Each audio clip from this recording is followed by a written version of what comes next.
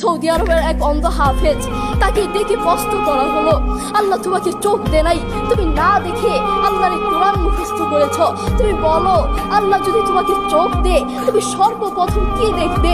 অন্ধ হাফেজ বলল, আল্লাহ আমাকে চোখ দে নাই, আল্লাহ আমি চোখে দেখতে পারি না, আমাকে চোখে দেখার মতো সেই শক্তি আল্লাহ দেয় নাই। আমাকে যদি আল্লাহ চোখ ফিরিয়ে দে, আমি আল্লাহর কসম করে বলতে পারবো আমি আমার মাকে দেখবো না, আমার কলিজার টুকরো সন্তান আছে আমি সন্তানকে দেখবো না, আমার ভাই আছে, আমার বন্ধু আছে, আমার প্রিয় মানুষ আছে, আমি তাদেরকে দেখবো না।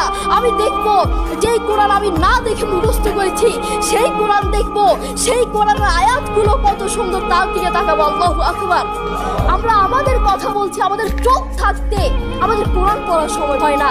আপনি বলছেন আমি ব্যবসা করি, সময় পাই না, কোরআন থেকে বলবো ব্যবসা করি, কোরআন পড়ার সময় পাই না, আমি দোকান করি, দোকানে অনেক কাজ থাকে, বিশ্বাস করুন আমি অনেক ব্যস্ত মানুষ, এজন্য কোরআন পড়ার টাইম পাই না, কোরআন পড়ার সময় পাই না। প্রিয় ভাই, আমি আপনাকে বলতে চাই, আপনাকে সময় কে দিয়েছে? আপনাকে সময় কে দিয়েছে? যেই আল্লাহ আপনাকে সময় দিয়েছে সেই আল্লাহর জন্য আপনি কোরআন পড়তে পারেন না, আপনার চেনা ফরমান